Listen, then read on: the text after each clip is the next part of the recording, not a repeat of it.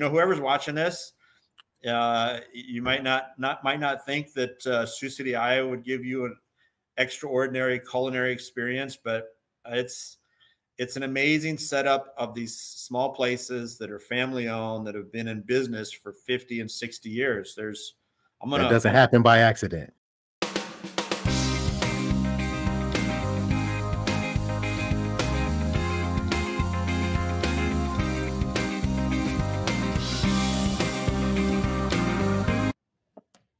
All right, there we go. I'm here with Bob. Bob, you have to tell me, Protexter? Correct.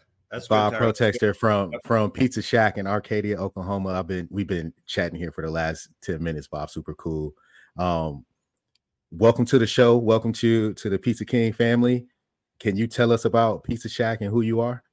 Well, that's awesome. Thanks for having me on.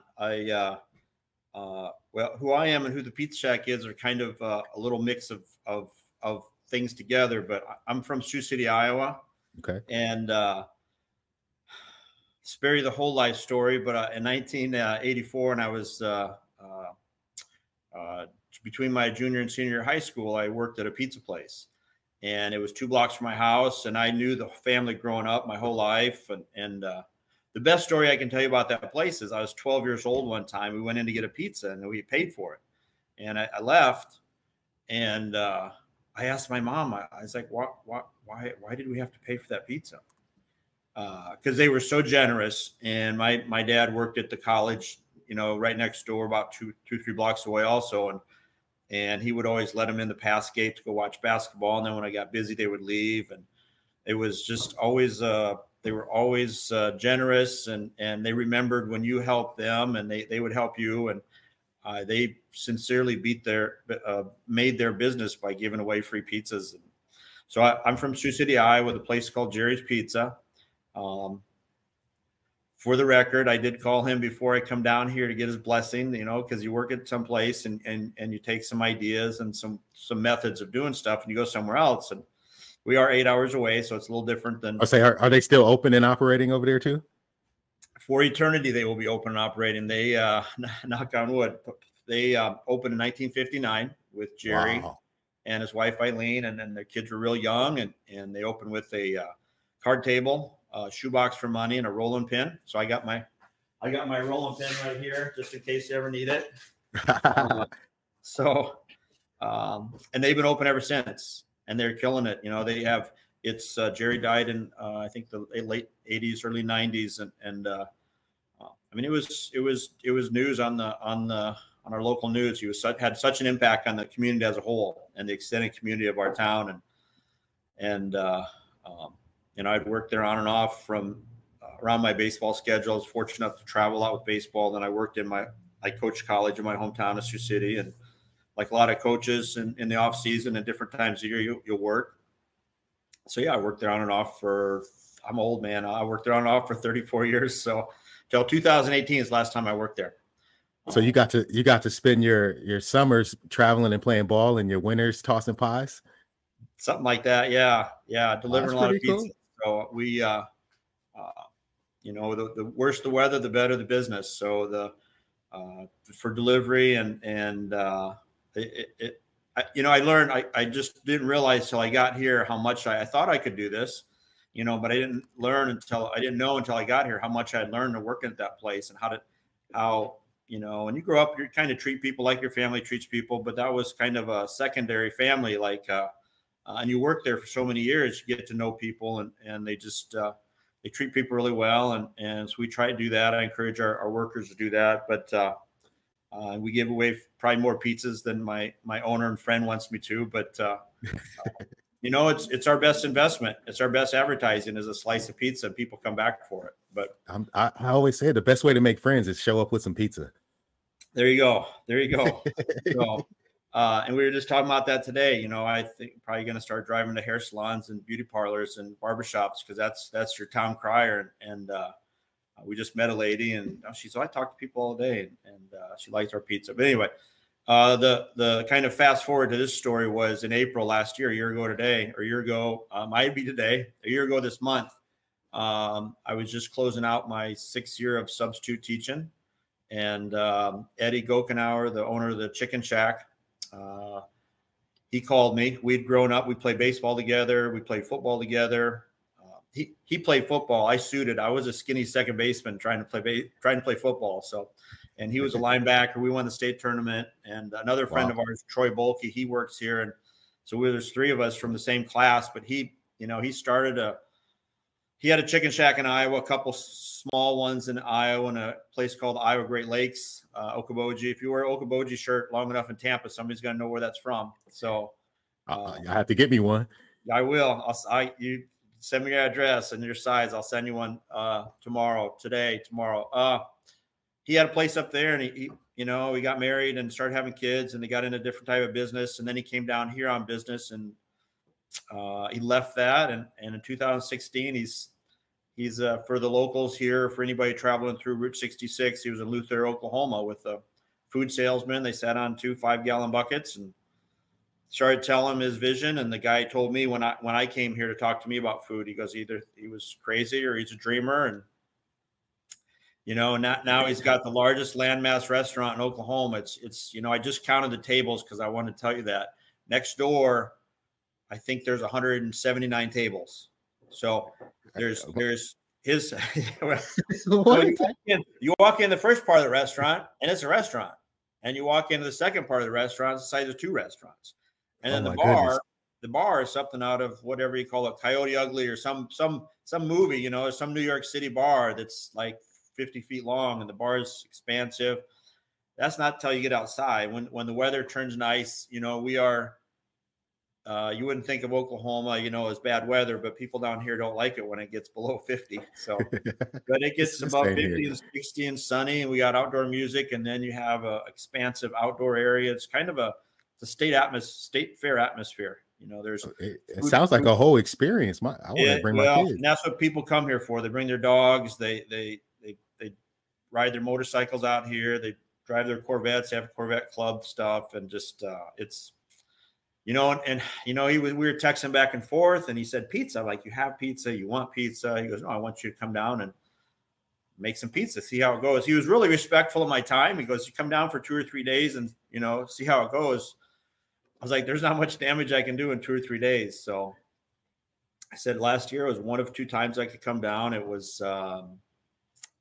came down on Memorial Day. It was kind of a big bang entrance by accident, by mistake. So growing up, you don't realize this when you're in high school, but a lot of people take care of you, and you don't realize when you show up to eat food that somebody paid for it. Yeah. Somebody had to work to food's not free. I mean, you can give it away free, but in the back end, somebody paid for it. Somebody took care of you. It cost somewhere. Somebody paid for it somewhere. It cost somebody something. So they say pass it along, or what do they say, pay it forward. So. Mm-hmm. So on a side note, but also involved in all this, the Savannah Bananas, we're traveling the country, and a friend of mine plays for them, and I'm not sure how involved he is this year. In the past couple of years, been pretty involved. His name is Bill Lee. Mm-hmm. Pitched for the Boston Red Sox. Pitched Game 7 of the 1975 World Series, and he's been to Iowa to help me with baseball programs. I've been involved with baseball for 35 years, but.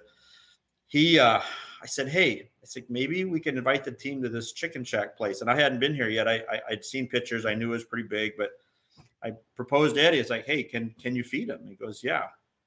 And he gives me a hard time because I keep going back. And I said, okay, but like to feed him, you're going to pay for it. He goes, yeah. And he goes, no, you understand there's like 110 people. He goes, yeah.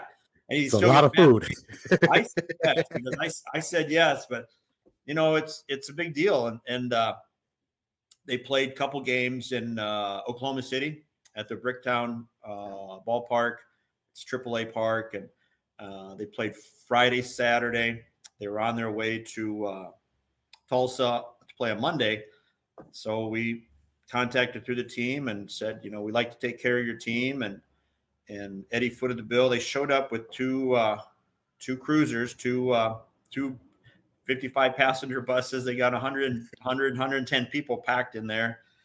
And they sat outside for 3 hours. They ate, they drank, they guys that wanted to be secluded, they kind of hid off in the corner. Guys that wanted to do stuff, they went on the dance floor. They started doing line dancing. Oh my goodness! All the dances they do, they started doing them there, and it wasn't advertised to the public. So, which is it's a credit to Eddie. Just kind of wanted to invite him out, kind of inviting your friends over, right? Yeah. So, and there's basketball, there's volleyball. That makes them more comfortable too, when it's, they said hands down, it was the best day off they had off all last summer. Oh, and, that's cool. They travel the country. They said one guy is crazy. He's like, this is better than Vegas. So we videotape recorded and say it was better than Vegas. But, it's a big deal. It's a country atmosphere. But I'm skipping past the first year. But he invited me down, and I literally arrived at 11:30 a.m. on the Memorial Day Sunday. They arrived at 12:30. I had been with the team, not really with the team. I was out there for their tryouts the year before, kind of observing and watching and seeing if there was some baseball aspect in there for me. And I'm too old to play at that level, and I don't dance very well, so I don't. I was gonna say, are you there to choreograph? No, and it's kind of out of my realm, but I just fascinated, like a fly in the wall. Like, you wanted to see it, I wanted to see it, so I went out there, and so I knew some of the players, and I introduced Eddie and Troy, and I said, hey, go have at it. And they were there for like 3 hours, but we went to the game on Monday in Tulsa, sat in the dugout, and then Wednesday, I drug my feet starting here that Monday and Tuesday, because I know once you start, you can't not stop, right? So once it's on, it's on. I took a day off before I started. So I started on a Wednesday, and that was May 31st. I've been at it ever since. We had, I don't know if you can see our ovens. Brick oven. He bought those, or deck ovens, Marsal ovens. He bought those at a some kind of auction. He was in restoration business for a long time, so he has a really good eye for finding good deals and knowing how the back end of that business works, rather than walking through the front door and buying a new Toyota. He knows where the older Toyotas are that are going to work just as good, and kind of a comparison of that the car life. But and then to get those through there, back through this wall, he had to cut a hole in the wall to get the ovens in the building. Oh, so once they're in, they're in. Yeah. So now that's what we're going with. There's too much. The legs were too long. They couldn't tip them sideways with all the mechanisms in there. It wasn't going to work. So this was before I got here. So when I got here, building was intact, and it's a fascinating building. But no, that was a simple ask. He goes, can you come down here and make pizzas? I said, this is 1 to 2 times I can come down and see how it goes. And got here and at the Savannah Bananas, and Wednesday we started with pizza. Wednesday, Thursday, Friday, I started meeting with food distributors, and I had an idea really what I wanted to do. And to replicate perfection is really tough. So the place I came from is considered by a lot of people, our favorite pizza, or our town's favorite pizza. And sometimes, is it nostalgia? Is it just your hometown stuff? And it's not, it's really that good. And they do a lot of unique things. And I think they did a lot of things back in the early days that they continued with, rather than trying to modernize and be new and fancy. They just kept with what worked. And yeah, they've been open since 1959. They have 2 locations. 2 brothers own the place back in Sioux City, and I was fortunate enough to be a part of that for a very long time. And yeah, I didn't just ever realize how much I learned after I started started from scratch and do it myself. So I mean, I didn't walk into a place, I didn't walk into a chain. It was start from an empty cooler and ovens that had been used in about 5 years, and put it all together. Yeah. And a Subway, we use a Subway making table. First day we tried to make pizzas, the roller broke. So we had to fix the roller, and we just, those are daily stories. You do what you've done, you know that, like, there's not a day that goes by that doesn't have a story that could be a full episode on TV. There's something to happen, and something's going to happen every day. That's just part of it. Yeah. So our biggest thing is, you know, just like we make pizzas, you build them from the bottom up. So you got your dough, you know, and sauce, cheese, and then your ingredients. Most pizzas are made that way. Some are kind of upside down, or, you know, different types of pies or styles. But so two things happen. Oh, go ahead. I'm sorry. No, I was going to say, so, you know, for a place to be open for 60 years, that's not brainwashing. That's the real deal. You know, that's not just home cooking.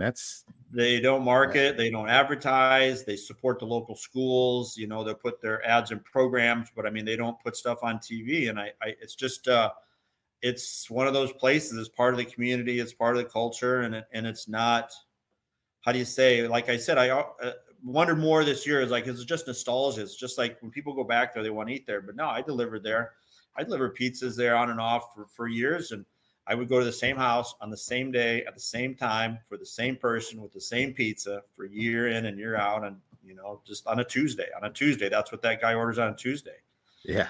So you can't fake that. You can't advertise your way into that. You got to like it. And a lot of love in their pizzas. They have a lot of people that you know, I think America gets a bad rap for we can't find good workers. I'm super fortunate, knock on wood. Again, I got great workers here, and they've had great workers there. But I think you have to cultivate that. That doesn't happen by accident. You can't just say, when you put a help wanted sign out, you don't say looking for great workers, right? No, somebody save me. Yeah. So we need workers. So we've been really fortunate for some local, you know, I'm by far by more than a generation or two the oldest person working here. So we have a lot of young people, and you have to give them a lot of direction. But I watched how it was handled, you know, where I came from. Yeah. I didn't invent this. You know, I watched it. I watched how it was enacted. I watched the culture that was cultivated. And just it went on for, you know, decades. You know, for generations. That's incredible. Yeah. So you were able to, you know, borrow some of the philosophies and lessons that you learned from, and tell me again, it was Jerry's Pizza, right? Jerry's Pizza in Sioux City, Iowa. Yeah, I'd like to think I was smart enough to invent this stuff, but I'm not. You know, you always like to think, wow, I did that. But I you know, my hand was held for 30 some years watching it, you know, and I did the only thing I didn't do there was payroll. I would deliver payroll. I would pick up payroll. I would, you know, you do trash, you do deliveries. When they were desperate, I would make pizzas because you know, they had pizza makers, and you know, I would fill a pizza making position every once in a while, mostly delivered, and you have to basically know everything there. You got to roll, because you're not useful as a functional human being in a pizza place if you can't do everything. And a little bit of it for sure. Well, a little bit, yeah, a little bit. You know, go help me with this, because you know, you can't have the wheels stop just because somebody can't, you know, do the roller or watch pizzas for 10 minutes or just filling in a void. So we don't have a name for the system, but it's just kind of, we fill in voids, you know. So when the phone rings, we don't have a phone answer. Whoever's closest, whoever's the most free will go take the phone, and that they fill in that void. Now, if there's a pizza back there they walked away from, somebody can walk up, look at it, and finish that. So it's, you know, watch the ovens for 10 minutes. I'm going to go next door. And so there's just a lot of void filling. You know, and that's and I always say girls, but we have more than just girls here. We have a couple guys, but they are employees. We'll go with that. But our girls, our guys, our employees have become really excellent void fillers. They take care of our customers. We serve in sacks. We serve in pizza sacks. I saw that. I was going to ask you about that. How?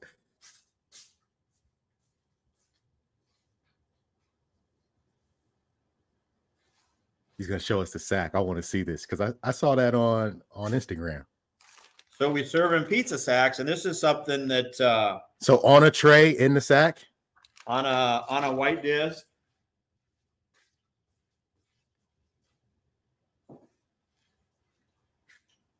I might make a pizza for you, right?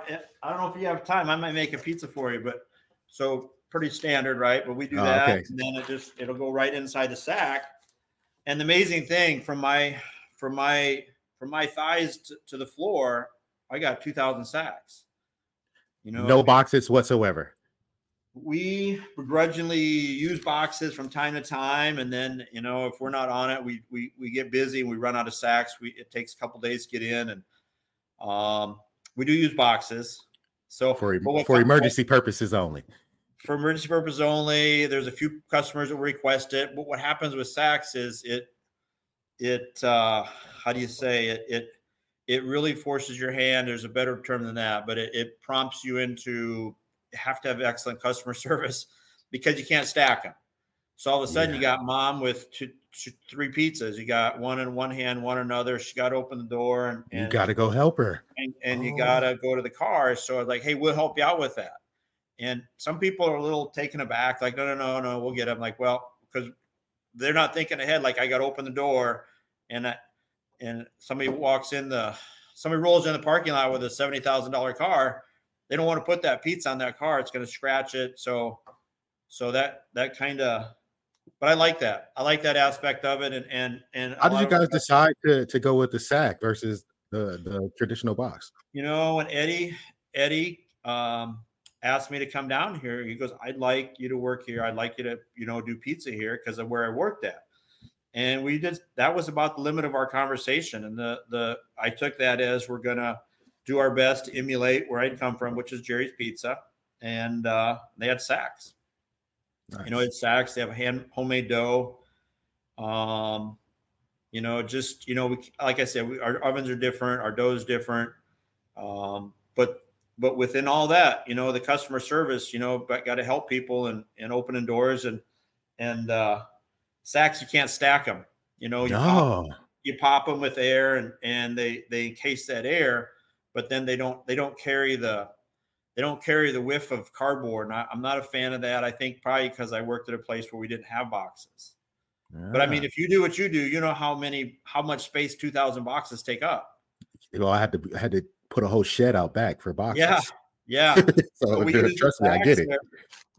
They come from Fisher Paper Products. It's we get them from a place called Wrap It Up to Go in Illinois. Hi, Rich. I'm gonna tell Rich to watch this. But is it wax or is it So there's a name for it. It's not butcher paper.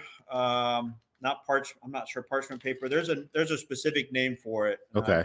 I'm really failing you today by not knowing. It's hard. It's hard to tell on the camera, but it looks like it had kind of one of those, like a wax coating on it, or it's got a little bit, because that was the big question. So what happened was, I love Oklahoma people, but there's a little bit of you can't do that in Oklahoma people. Like there's always a challenge. They're like, how you can't do that? How are you going to do it? And you got to be a little tough to like get past that, because like you can't do that in sacks. Like, and then they told me all the reasons that you could. And Eddie and I would look at each other, and it's like we watched it been done since we were in middle school, and the place been open since 1959. And there are a lot of places in the north, Chicago area, they do the sacks. North Dakota, there's places that do that, but it's not prevalent, it's not popular, and some of the customers don't like it. We actually got a bad review because we have sacks instead of boxes. And I'll take that. That's okay. But but for us, it's this better taste, and you get into storage, and like I said, I got cheese stick sacks and pizza sacks. I got from my waist down to the floor. I got 2,000, and 2,000 boxes take up a lot of space. It sure does. We're gonna say it's better for the world too. A little less footprint, but I'll take that. I'll take that all day long. And I'm used to seeing slices go in a sack, but I hadn't seen where, at least in operation, where a whole pie would go in. So what size pizzas do you guys make? So we officially only have 14-inch pizzas on our menu. Okay. So I mean, we're set up with templates to cut 8, 10, 12, 14, and 16-inch pizzas. Like I said, I love your podcast and the messages you put out there, and you talked about, making it simple. If you can do, I'm involved in baseball, and if you can catch a ground ball, you make money. It sounds too simplistic, but the higher levels you go up, you don't see guys miss, so on this we didn't want to miss. So instead of offering, you know, minis and smalls and mediums and larges and jumbles. We just offer one size. It's a large. Let's master the large pizza. Yeah, I love it. Yep. And we get all kinds of ideas. You know, you need to have salads. You need to have this. You should do this. You're never going to survive in Oklahoma without chicken bacon ranch pizza. I'm like, well, wait a second.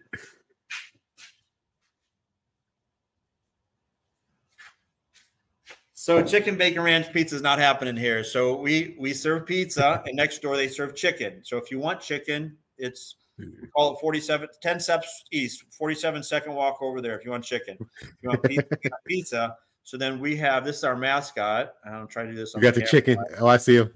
Oh, with the pizza. This is the chicken. Our chicken serves pizza, so we don't serve chicken on pizza.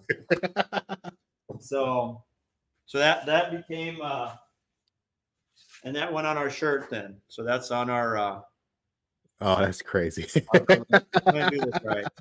I see it. Yeah, I see it. So our we got chicken serves pizza. We don't serve chicken on pizza. Chicken serving pizza. We have Route 66, Oklahoma. Tried to go through some fancy logo designs, and a friend of mine that's a designer said, use that. I'm like, I can't use that. That's the sign I paid out front. It took me 10 minutes. And he says, no, you have to use that. I'm like, no, I can't use that. And I said, and he goes, no, you have to, because now you have hand-painted sign and handmade pizzas. So I like it. So that became our logo. But back to the sacks, you know, it was something we had been used to. And yeah, like I said, if you're going to come to Oklahoma, toughen up a little bit, because they're going to tell you, they're going to challenge you. And they said, you can't do that. You know, the sacks are going to get greasy and they're going to rip. But no, it's if you prep them right and pop the sack, get a little air in there, creates a little warmth bubble too, a little steam in there. So when you tear it open, the steam comes out and got freshness. That right in your face. Yeah. That's great. I mean, the one thing I know about Oklahoma, if they're going to challenge you, once they love you, though. I've been told that. Yeah. Once they love you, they love you. So I had a friend. So I was, I got down here, and, you know, I hadn't been here much, a couple days here and there in my life, and passing through. I used to go to school in Texas, and I would go right through Oklahoma. You're exactly right. I think you have friends or relatives out here. Yeah, my brother's in Bartlesville. There you go. So you got to put Pizza Shack on your list of destinations this year. I'd love to. And I spent a lot of time with Fuzzy's Taco Shop, and you know, the stores that operate in Oklahoma were, you know, far and away some of the best in the system. And you know, those people just absolutely love the brand. So once they embraced it, and it was the same thing, you can't make tacos like that in Oklahoma. And once they embraced it, and you know, they put one there in Bricktown, and it just took off. It's crazy. Well, Bricktown's it's a famous place. I was down there yesterday, and it's got a lot of neat places. I'm not sure what the name of your place is, but what is it? What was it? Fuzzy's? Fuzzy's Taco Shop. Yeah. Yes, I've heard famous things about that. Yeah. So they had to earn it the same way, you know, because they were different, very different. So I got here. I didn't know anybody, and I knew Ed, and knew Troy is a classmate of ours. Well, there's another classmate that lives 10 minutes from here, so I had a few points of reference and people to know. And after that, it was like every day it was new. You know, I got lost in the how many tens of new friends and people am I gonna know today. So I was watching. I got here the first week I got here. I emailed a guy. You know, he was from out of town, and he moved into. I read about him a little bit from out of town, moved into town, and started up some restaurants and won an award. And that's the limit that I knew about it, you know. So I don't know that I really consider myself a restaurateur or a pizza place guy, but looking back, I've worked in like 15 kitchens in my life, not including the Jerry's Pizza, but it's always kind of been an interesting, you know, fascinated by the food stuff. And my mom told me he goes, I'd make funky sandwiches, and she said, well, you should be a chef. And like, I'd never thought about it, but I paid attention. You know, we came down here. I thought we could do something neat. And so I emailed the guy. It's like, hey, you know, if you want to bring your family or your friends out sometimes, because it's like chefs, they get engrossed in what they do, and they need to not do that and go somewhere else and just relax and have, like the Savannah Bananas, just go somewhere and have a meal. Yeah. So I did, and then he never called me back. And about a month and a half later, he calls me back and he says, "Hey, this is Andrew Black." And I'm like, it's like, wait a second, I know this. He goes, "You had emailed me." It's like, yeah, yeah. He goes, "We're out here." He goes, "We're going to have chicken next door. We're going to like to come over and have some pizza." I was like, okay. And as we're walking over here, I tell him, I was like, I contacted you because you were from somewhere else. He's from Jamaica originally and had been in the States for quite a while, but I was like, "You're from somewhere else and you came here." And I told him that. I'm like, you get a little bit of that. You can't do that here. And he goes, "You know what?" He goes, "I ran the same thing." He goes, "But once they love you, they'll love you. And you make good food for them and they'll turn out for you. They'll be loyal." And he was right. And we have an amazing amount of loyal customers. They're like clockwork now. They're starting to come in on certain days. I'm like, okay, that's Mark at 4:30 on a Saturday. He's here for his pizza. Get the regulars. I like that. Yeah, yeah.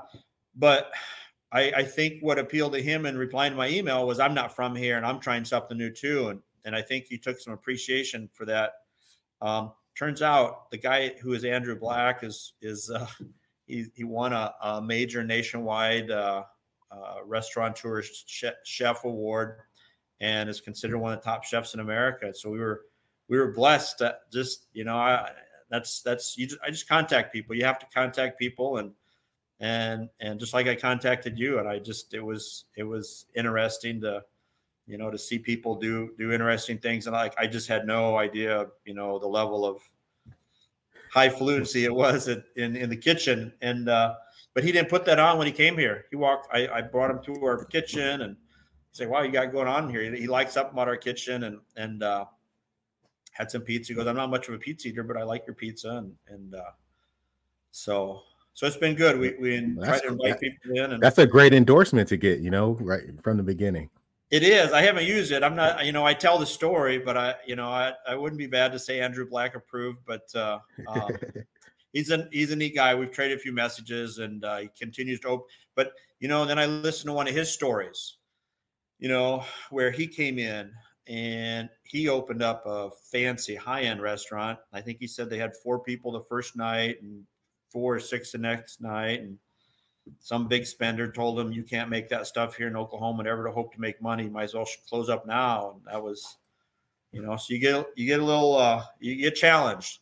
I didn't see it as a challenge first. I took it as an insult, and I realized it's not an insult. It's like, what do you got? You got to earn it. Yeah. What do you got? Yeah. What do you got? Well, I'm convinced it came from the Sooner days when the Sooner is named after who gets there sooner, when they had the land rush, so people had to rush out, put a flag in the land. That's our land. So you got to, you're challenged by that mentality. I think that carries through to today. And no, it's been, and I learned something new about Oklahoma every day.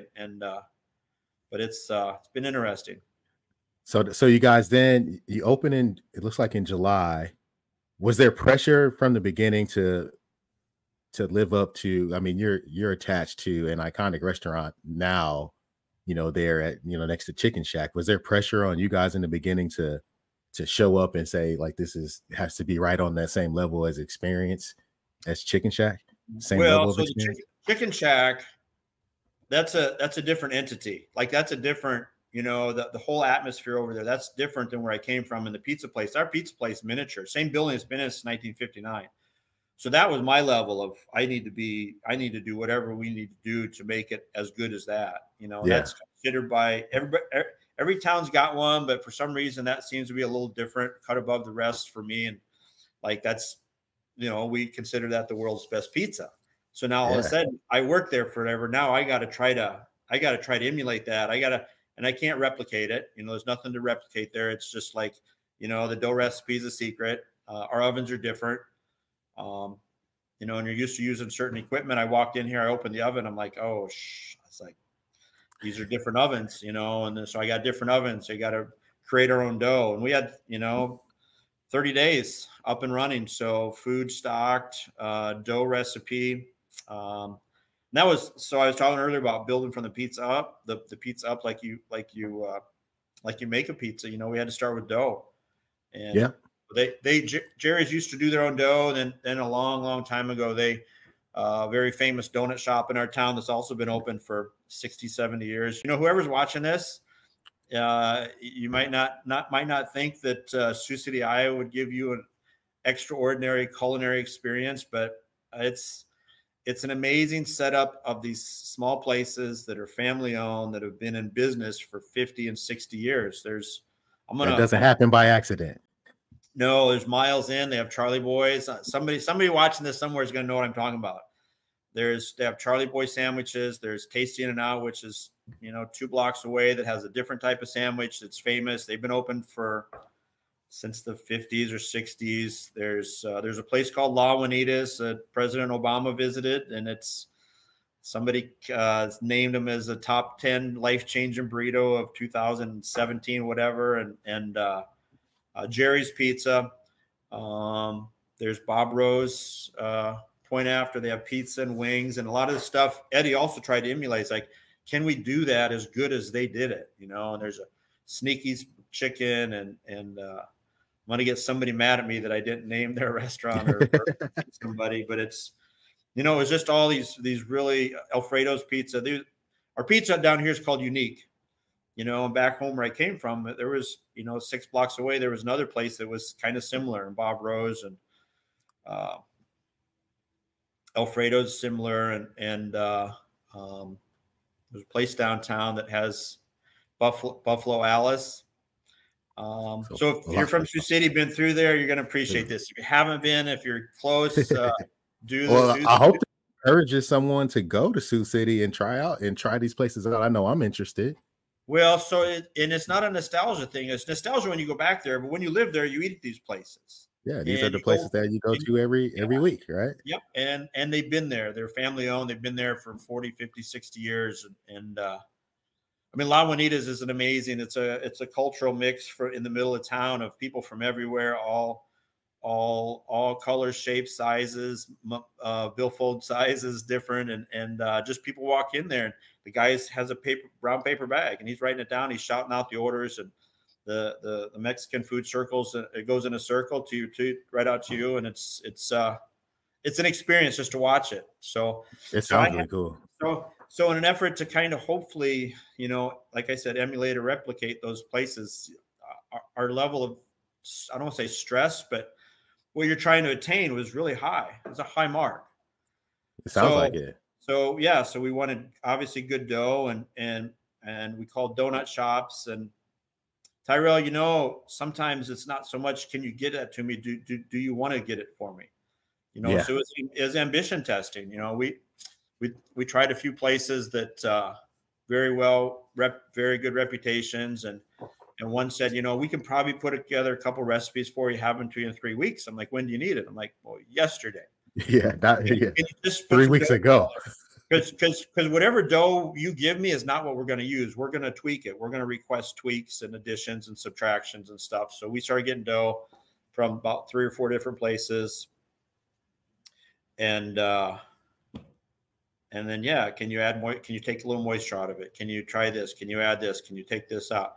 So people think it's a fascinating story, I guess, but that's who had the best dough, was a place called Oklahoma Academy. It's a Seventh-day Adventist boarding school. Saturday is the Sabbath, so I have to make sure I have my dough, and I can't order on Saturday. So I got to plan my week out around that. And they have Margaret. I'm going to make Margaret watch this so she can see her name out there, and Karen, the lady that runs the place. So it's a Seventh-day Adventist boarding school, kids from all over the world. They feed 70 people a day in their school, and then they have an aviation program. They have a mechanics program. They also have a bakery and food culinary. It's a high school, but it's also, they do a vocation with it. Oh, okay. And they have their own standalone bakery store that sells their baked goods. They do a lot of clean food to the public. They have a retail location. Yeah. So it's a non-for-profit school, and they run a non-for-profit business. It's a bakery and a food store, and the owner and the sister of the owner, Winch, they just said, this is a place that needs to be on our list. And I tried other places. I tried a sourdough place, and I couldn't get the dough through the roller. Just dough's got its own Yes, it's own got its own life character. for sure. It's got Absolutely. its own character. It's like weather, it can change. So you gotta be, you gotta be ready for that. But and then one day in the process, she showed up with dough and basically apologized. She goes, I don't think this is what you're looking for, but this is kind of how you told us how it should be. And I started moving it and feeling it. I'm like, this is amazing. It's the one. It's the one, and she was apologizing for bringing me a bad batch of dough. And because it's not traditional, it's not Aaron. Ours is kind of more dense. It's not light and airy and puffy. It can be when it expands, when you expose it to certain temperatures, it'll get puffy and airy, but we like to keep it cold for as long as we can. And then, just let it go to room temperature and start the dough process. And A little more dense. You guys put a lot of toppings on, so I imagine that's necessary too for a dough. I never thought about that. So yeah, our dough is a little dense, but it crisps up, it hardens up. But yeah,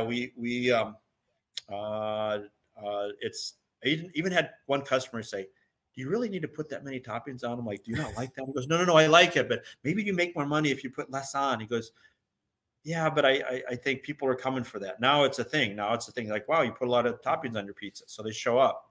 There's nothing worse when you show up to a place, get a pepperoni pizza, and you get like a giant slice. You got like 2 pepperonis. You got to plan out how you're going to eat half that slice with 1 bite of pepperoni. So we don't, on our largest 14 inches, we don't count. If we do count, it should be around 63. But we fill all the white spaces. We talk about color a lot. So those white, we cover up the white with the red with the sauce, and you don't want to see much of the dough. No crust, toppings to the edge, right? Toppings to the edge. Yep. And then you cover up the red with the white with cheese, and you're gonna have minimal, some places, different places they'll have blobs of cheese, but we cover ours. And then after that, you cover the toppings, and we have a systematic way that changes every day, because it's really tough to have as many templates as pizzas that we make to have. That's how that one is. But we follow kind of a set of rules of how much meat is exposed and how much more meat you put on if there's less ingredients. So by the time you get to the top, it's kind of all equal, regardless of how many ingredients you have on there. But so constantly evolving, how the distribution works and what the end product looks like. Do you square cut or is it triangle? We get our Illinois people come in here and they want it party style. They want it square cut or whatever you call it, party style. But no, we cut it in 12s. So we have 14-inch pizza. We cut it in 12s, and occasionally what we like to do is cut it into 16s or 20s and take it next door to the Chicken Shack. Let people sample it. Yeah. We call it appetizer slices. So we half it again, and we half those halves and half those halves. And if I did my math right there, you should have 60 and 20 pieces. And but just something to grab onto. It's not like I talk about, like pizza is $20. Like, it's a commitment, right? It's not a $7 sandwich and a Coke for $9.99. And $20 is a commitment. So are you going to try $20? So no, you'll spend $20 in a hurry if you like that little slice. But if you never had it, that's our biggest and best and baddest advertisement is walk next door to the Chicken Shack, and I'll walk up to the table and like, we didn't order pizza. I'm like, no, we got some from next door. And like, you can do that, because we're connected so much. Yeah. But yeah, it's so that and a million other stories I could tell you. But so when you start a place, I started with all my employees. I think 3 of them, this is their first job ever. So, which can be challenging. That can also be good. They don't have anything in their mind of how it's going to work. So you give them a lot of instruction. I love a blank canvas. It gives you the chance to really do it the right way. It takes the right leader to do it. However, you can get the most out of a person when there's no other, experiences in there. Preconceived pizza experiences seems like it'd be a great thing, but it's hard to break those habits. Mm-hmm. So we've had one of our girls worked in a restaurant before. Actually, 2 of them had, and there's some. They go, we did this there, we did this there, and we try to eliminate we did this there, because this is how we're going to do it, and And the biggest thing in making pizza, sometimes you'll get a tendency. That was my biggest downfall when I worked at Jerry's. Like, they're like, Bob, make it how we make it, not how you like it. Because sometimes I might like a little more sauce, but you had to standardize it, and there was no templates there either. It was just it's Jerry's pizza, not Bob's pizza. Yes, it was hand me down. It was hand me down information. It was all verbal. It was all verbal. There was no booklet. There was no instruction manual. There was no videos. There was no templates. So, to the chagrin of one of my workers at the Chicken Shack, we've kind of avoided that too here, because I wanted them to. Because if I can teach you, Tyrell, how to do it, and you're proficient at it, then you can teach the next person. So I don't have to train the new people, not in a lazy way. Just I like to watch our people train the new people, because that reinforces to them how we make it, and then I can correct it if it's not right. But yeah, then you don't have to micromanage like little things like that. Like pizza looks good, and I want to have our pizzas not identifiable by who made them. Absolutely, I like that. Because there's restaurants, when you walk in, it's like, is John cooking today? He's like, yeah. It's like, wow, we're gonna go next door. Like, yeah. Is Jimmy back there? It's like, yeah. Okay, so I'll take this, this, and this. So you don't want to. Yeah, the customers know. The customers will know. You think they don't, but they do. So, but anyway, no. The biggest challenge was, there's so many steps to a pizza. Like, I really encourage them to fix things. Because if I don't dust off enough flour, I like the next person. You have to do that. I have to get rid of the flour on the pizza. We don't want it caked. That pasty taste in your mouth. So I was like, if that person doesn't do their job, not in a bad way, just it didn't get done how it should have been, next person has to do it. So then the sauce goes on, and then the cheese goes on, and then the pizza goes on. And then, so the pizza gets checked once when they're done, once when I check it, and another time when I bring it out, make sure everything's right. Cause you'll miss stuff. No black olives, add black olives, whatever. And the biggest challenge was, boy, our first month and a half, I was auditing probably 75% of our pizzas. You really want to make sure in those early days. Yeah. And then the early days, like that sets your tone, right? Mm-hmm.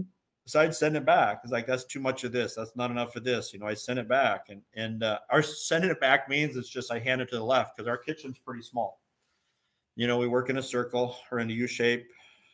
J shape / U shape / circle. It's pretty small. A lot of butts in the kitchen, a lot of contact. You got to be careful where you're at, but it's not, I don't have to walk it somewhere. I was like, turn around. I was like, here, you got to, please fix again. Yeah. And I just was thinking about last year, the other day, I walked in, and one of my workers comes in, girl comes in, and didn't say boo to me. I started making pizzas. I started rolling. She would sauce and cheese. She'd make them. We'd hardly talked at all. So she, but that happened today from what took place last August. Yeah. Like, it was reinforced. And all of a sudden, like, I just went through the whole night realizing that other than a little bit of chit chat, there was no pizza talk. It was just like, okay, that's done. And everyone just doing what they need to do. Yeah. That feels good. I got good workers. I always hear the American thing, like, wow, we can't find good people. The young kids, they're crap. They can't do anything. They won't work. And like, I don't know, ours do. I've been fortunate, and people work for people. If you can't find good people, it's probably a reflection on leadership. There you go. That's what I say. Yeah. So, and then the next thing was, we got the dough how we wanted, and the sauce that we get, the companies tell me, it's like, Bob, nobody gets this sauce. Why do you want this? I'm like, oh, I want it because I like it. It's like, well, how about this other sauce? Like, no, I go, 80% of the people in Oklahoma City order that sauce. I'm like, well, that's probably one reason I don't want it, but I wanted what I wanted, and Eddie was satisfied with that. He wanted what he wanted, where we came from, and tried to, like I said, you can't replicate perfection. So it wasn't an effort to replicate. It was an effort to make your own thing and do your own thing, and try to emulate what you learned, and have good pizzas. So, people like our crust, and that's a huge part of pizza. Yeah. And, so how does Oklahoma Academy get you? So do you have scheduled deliveries with them? Do they give it to you in, I guess if you're doing 14, what are you getting, 14, 15 ounce dough balls from them, or do they press out? We get it in a sack, about a 15-pound sack. And when I Okay. where I worked at before, we go pick up the dough. I think it was like 30 to 40-pound bags, and we just the less cut the better when I get it, because then if it's cut, every time you cut dough, that dough is exposed to the air, and then it gets a little crispy and crusty, and which isn't terrible, but you want it as untouched as possible. So we get it in in bags, probably 10, 15, 20 pounds. They vary a little bit, but yeah, and as needed, we just cut it. We punch it. We punch our dough after a certain point, so it expands to the area that is growing in. Yeah. And we'll cut the sack so they can grow a little more. But at a certain point, I want to collapse it. So we'll punch it, so make to it take some collapse, air out of it. Yeah. take some air out of it. Keep that dense like we like it, and get it dense. And then we go through a couple of orders a week, and I've heard people brag about fresh dough. Wow, we make fresh dough every day. I was like, we don't want fresh dough. That day of dough is okay. Just like chili. Chili's okay that first day, but there's nothing better than 2 or 3 day old chili. Yeah. Seasons. Yeah, our dough's best on day 2 and day 3. Yes, yeah. It's day 2, day 3. That's what we prep for. I don't know if that's a good inside conversation. It's because day old donuts are cheap, right? Day old bread, week old bread is cheap, but our best dough is on the second and third day. It grows within itself, and without probably unmasking that I'm not an expert baker, but whatever happens inside the dough, when it ferments and stuff, and I've read things they talk about, the second and third day, but I just know by taste, by touch, by feel, by how it pulls, how it rolls, your best dough. And our dough will last a little longer. It's really clean, a lot of cleanliness in it, the type of stuff. We requested some different things that they couldn't or wouldn't put in there based on their dietary guidelines at their school.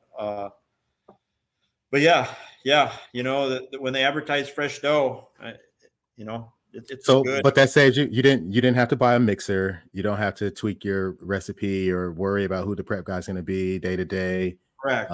You have some consistency in really the foundational product of what you do. So I like it. Now, from a cost standpoint, did you find it to be comparable to just doing it on your own, or too expensive? Did it cost you a whole lot?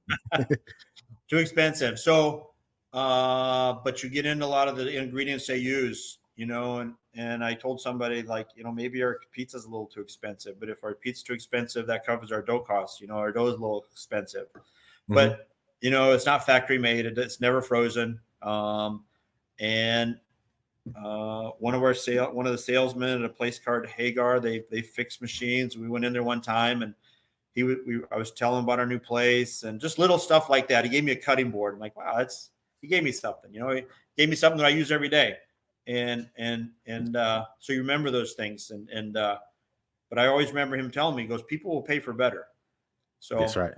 We like to believe it's a little bit better. It's not churned out in a factory. It's not using all the cheapest ingredients to make a cheap pizza to bump up a little bit in price to make a lot of profits. And I mean, obviously you're in business, you want to make more than you spend to stay alive, but well, you got to last. Well, you do, but I mean, to compromise on a lot of things, so our pizza is a little more expensive, I think, than a lot of places, but also the ingredients we put in. I mean, we shred our own block mozzarella cheese. We use sauce that we have to special order because we can't get it, normal ways, but people really like our sauce. It's California tomatoes, super low in acidity, and a little bit of basil, but we kind of heavily season the top of our pizzas. Yeah. So I think your best Mexican food is not spicy. You add your own spices to it. It's really fulfilling of, how do you say it? It's really, best Mexican food I ever had. It's not spicy. It's like you spice it up how you want, but it has a good foundation, a good base, but it's really rich in taste. Yeah. So our dough is, it's not seasoned with garlic or anything. Our sauce has a touch of basil. Our block mozzarella is straight whole milk block mozzarella. It doesn't have a tweak of you know, any other kind of cheese in there. But provolone or a cheddar mix or something like that. Yeah. So, and then our you know, we press our own meats. So our hamburger and sausage, we press our own, and a lot of people, they don't understand that until they tell us, like you get a hamburger at the store, and you know, you can buy a frozen patty and put it on the grill, but if you make your own hamburger, that's going to taste better. So we press our own sausage and hamburger, and you know, cut our own onions and green peppers, and then we do heavily season on the top. Well, not heavily. We do a little extra seasoning on the top to make up for what's not in the rest of it, and it's been a big thing for us. People like it, and I don't know. It's been good, and it's been interesting. So, well, that's cool. So I mean, you got a good team. You built a great product. You're seeing the success of it. What's next for Pizza Shack? What's next for Pizza Shack? Here it is. I'll show you right here. What's next for Pizza Shack is, here's our new, we'll call it a campaign. How do I put that right there? Chicken Shack. Yes, we have pizza. Yeah. You know, because there's that challenge. Like we are literally, so I might give you a tour of the building in about a 30-second tour, but it's a 1920s gas station. I'm going to turn this around. Well, I'll just turn around. I'll just go out there and talk to you for a second. Yeah, let's do it. You can see Route 66. Do you get a lot of tourist traffic? You know, we do. So there you can see where we're at. We're on Route 66, and it's got all the signs up there. I'm just try to get in some good light here. But literally on Route 66. And we've had people from Belgium, Australia, Germany, Spain, Portugal, and they're just traveling through. Sometimes they don't want pizza. They just want to take pictures. Nice. So, but our building is a 1920s gas station, and it's, you know, I think I said the Chicken Shack has 179 tables, if not more. And when Eddie hears me say this, he'll probably add another 15 tables just so he's got more. And but it's expansive. It's huge. I mean, they'll serve, you know, 600-700 people on a weekend, on a single day weekend, and cycling through people all day long. You got fire pits out there, but we seat about 22. Okay. And so the Yes We Have Pizza, we're calling it a campaign. Yes We Have Pizza we forget sometimes when you're inside the game, you forget that not everybody knows what's going on. You know, people walk in and it's like, you know, we have pizza next door, and the Chicken Shack menu is a sacred menu. It's going to stay the same. Now he adds specials. He'll add specials. He'll add daily specials, different things like that. But their menu is kind of he wants to be consistent. So in that consistency, doesn't include exactly pizza on that menu, but we're allowed, obviously, because he wants to sell pizza, but we're allowed to have, you know, we've handed out flyers, we've tried different things, but I think a lot of it is like, you'll talk to people and like, you guys have pizza? And so yes, we have pizza. Yeah. Yes, we have pizza. It's not there, but I promise there's pizza. If you want pizza, we can get it. Yeah. So, and you know, we're about 100 yards from the Chicken Shack kitchen, and that helps take a little stress off of their kitchen, you know, when they're serving. I mean, they just did a party the other day, about a 4-hour party for 300 people, and they're gone in 20 minutes. That dining room looks like nobody's been in there all day. They'll clean it up, turn it over, and next thing you know, then you got serving customers all night. It's you know, he's done a really great thing just by, I call it 5 miles We are 5 miles from Edmond.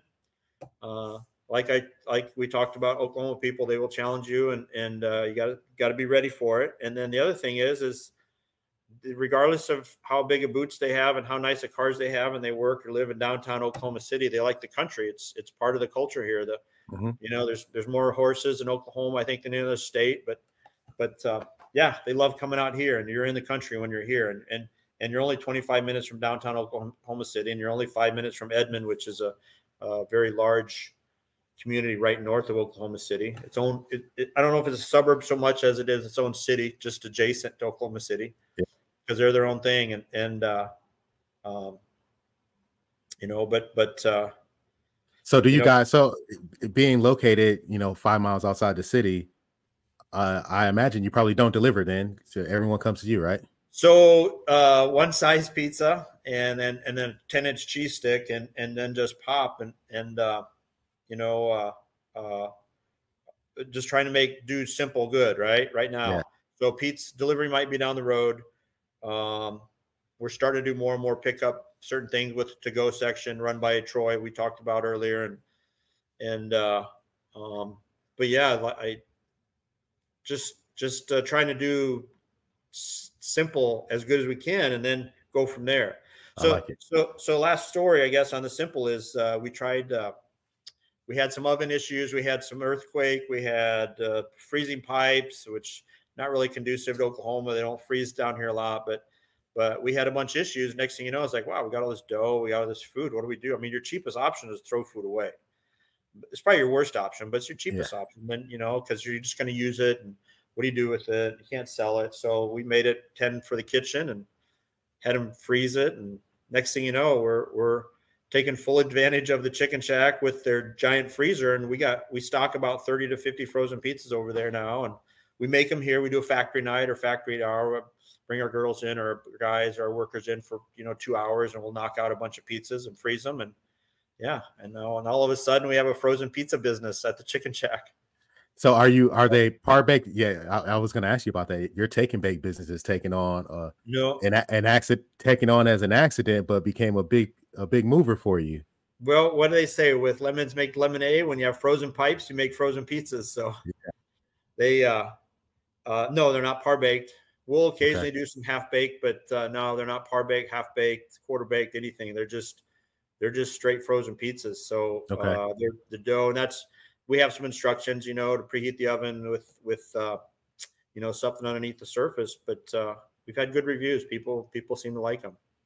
And to the point that you have to keep 30 to 50 in stock at all times. Yeah, that's pretty amazing. So we go count stock. So it rotates with our dough. At the end of our dough cycles, like, okay, where are we at with frozen pizzas? How much dough we have left? Don't want to throw anything away. Sometimes we make the chicken shack kitchen very happy. They got 30 to 50 people working over there on any given day. We'll make them pizza, but we just want to get to the end of our dough cycle and not have to throw anything away. But also do it in a timely manner where we're using fresh dough. So it's kind of a trick. It's a little imaginary trick. You got to try to put it together like a puzzle. So that's very cool. I got to tell you one thing though. I know I if you let me, I keep talking, but I'm sure you want to get on to other things for the day. But, I tell, we have,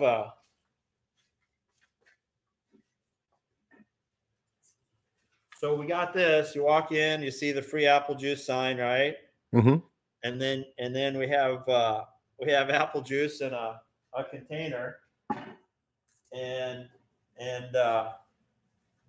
people are like, what's the deal with the free apple juice? Like, it's strange. And I'm like, I don't know, what's the deal with free tortilla chips at a Mexican restaurant? Just eat it. You don't have to take it. Right. You're like, you're going to that Mexican restaurant that's got those awesome chips, right? You walk in and it's like, where's my chips? So there's no correlation with the chips and the apple juice. But I tell you what, people ask me why we do that. And when I was young and like probably 10 years old, we go to a place called Stevenson's Apple Farm in Kansas City.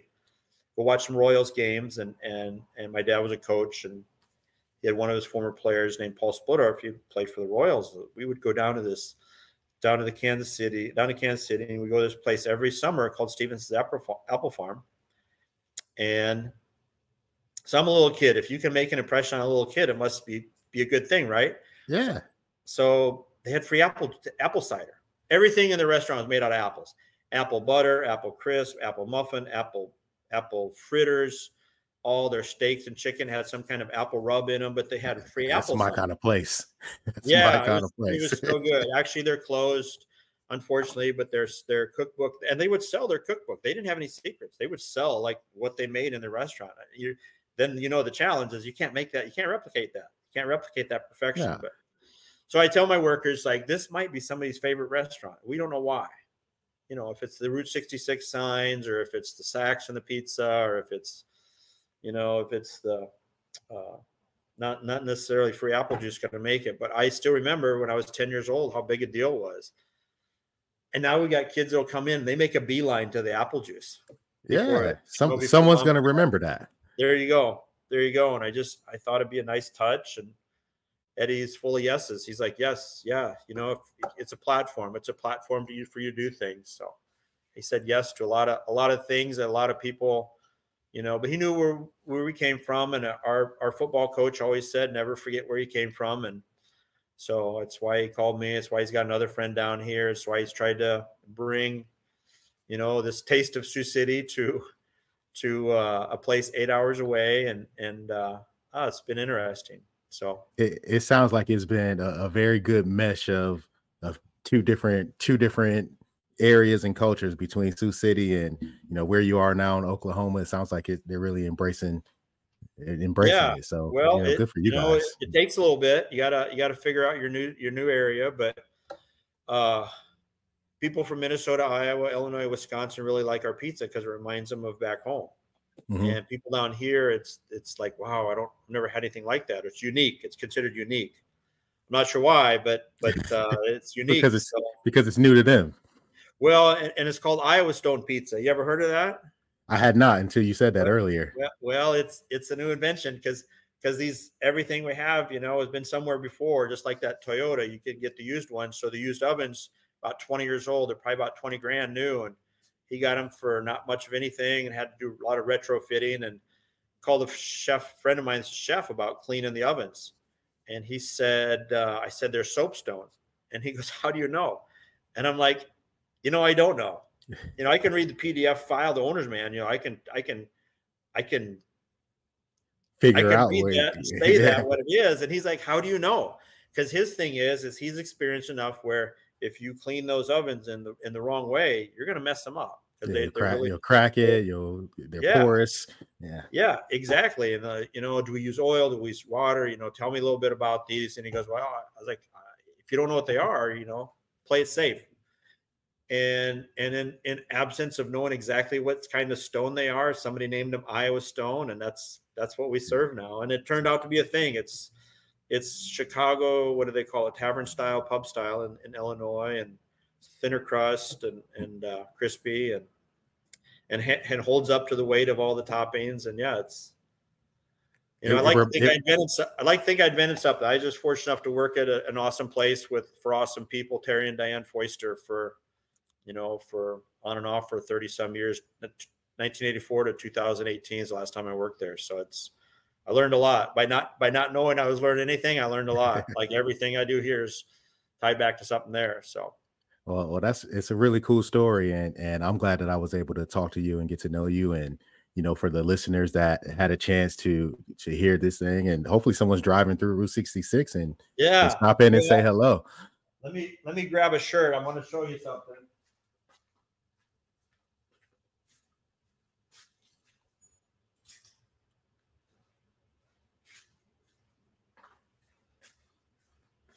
So Eddie's the owner. I think Maury's the director of fun of anything. You know, he creates all these things. So here's a shirt. Obviously it says Chicken Shack on it, and they have their logo. Yeah. This is something they did. It was Chicken Shack-a-Palooza. Chicken Shack-a-Palooza. Yeah, and he's got merchandise, and we're about ready to order some new Pizza Shack shirts, so I better get your size and address. But they have a crawfish festival coming up here. They have a big event about every month. That's really cool. How do people find you guys? So if you're 5 miles outside of civilization, Edmond, Oklahoma, we're on right on Route 66. So we are 5 miles east of I-35 in Edmond. Okay. Online, you can find us on Instagram at Pizza Shack, Arcadia, Oklahoma. Facebook, you can find us. It's the same name, those with spaces, and Pizza Shack, Arcadia, Oklahoma. If a lot of times people will Google pizza near me, which I always thought would be an awesome restaurant name. And I saw that name. Somebody said name their place Pizza Near Me, but yeah, my buddy in Texas awesome. did it. Yeah, and awesome. I love that he did that. Yeah, I was like, that'd be a great name for a pizza place, but but yeah, and then that was one of our things. It's going to be Shacktown Pizza or Pizza Shack, or we talked about Iowa Stone Pizza for a couple of minutes, and and just settled on Pizza Shack. Pizza Shack at the Chicken Shack brings up a Google site, and I appreciate you reading our reviews on there. That brings in business. You know, people read. You got lookers, you got readers. So we try to appease everyone and have a little bit of everything. I think in the end, though, what I tell my customers, I'll tell my people, and I get a little funny looks, but then they understand it.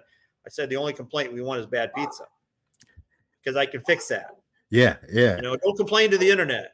If you don't like your pizza, you call me, you know, and you tell us and we'll fix it. You know, I don't want to complain about bad attitude from my staff, about something not being clean and, you know, just different things. The only complaint I want is bad pizza. I can fix that. But, you know, message to anybody watching this, don't complain on the internet. I mean, it's not going to fix your meal. You know, complain to your waitress. People don't realize that actually the back of the house wants those complaints. They want to know what's going on in the front of the house, because there's a disconnect a lot of times. And I don't see people when they go home, it's like, wow, the pizza was not what they wanted. So, yeah, we've had complaints and we fix them. You know, I love it. If they don't complain, I don't know that we had a problem, and I can't take care of it. That's right. Give me an opportunity. And I've had a guy, I say, hey, come back. He came back, and now he's a regular. You know, he went from being a complainer, not in a bad way, just that, to being a regular, because I say, hey, come back in. We'll give us another shot. And that's the tough thing. So we've been really fortunate on good reviews, and it's driven business in here, and people driving on I-35 and in the Oklahoma City area. You know, if they do pizza near me or food near me, and they look at that, it's brought people in, and then now it just kind of snowballs. You know, good reviews brought people in, free samples brings people in, friends. That's our biggest area of our business, is friends of the word of mouth. Yeah, word of mouth. That's your best, and that's, you know, but you have to have a good product to have good word of mouth. Absolutely, it starts there. Well, this has been really fun. Thank you again for telling us your story. Please, and I'll put all your Instagram page and your website in the show notes, so that, you know, folks can find you quickly. Hang out. I'm gonna stop the recording, but hang out. Yes, we have pizza at Chicken Shack. So we got 600 people next door. They're gonna come over here and eat pizza. But it's hey, I appreciate you having me on. Like I said, I was a follower of your Instagram page, and then I became a little addicted. I started looking at all your things, and a lot of it resonated with you know, with a good human and a good business owner and a good conveyor of ideas, which helps me in the middle of Oklahoma, you know, be better. So I appreciate it. I appreciate you. And just like we said earlier, it's good to know that what we're going through is not only us. It's we're all in this together. So thank you. And obviously I appreciate that support. I'm going to send you a book too. And yeah. So hang tight. I'm going to end this. And then, and thanks for having me on for such an extended period of time. I hope your customers will get to the end of this. So. Oh yeah, no, definitely. That's the best part, is that we get to have a good conversation. And I gotta say it here, because I told Bob, this is the first time I've ever interviewed anybody one-on-one like this. So thank you for being my first. Yeah. You're just having a conversation with a camera on. I don't think it'd be different if we didn't have a camera, but it's absolutely. So this couldn't have gone any better. And thank you so much. No, thank you. This is great. You know, it's going to reach all of America, all the world. But if you're on Route 66 near Oklahoma City, make sure you stop by. Go check him out. We are Dave Portnoy ready, just so you know. Oh yeah, we want that 10, 10 in Oklahoma. Yes, we are Dave Portnoy ready. Hopefully he's watching today. There you go. Hey, hang tight. All right. Thank you.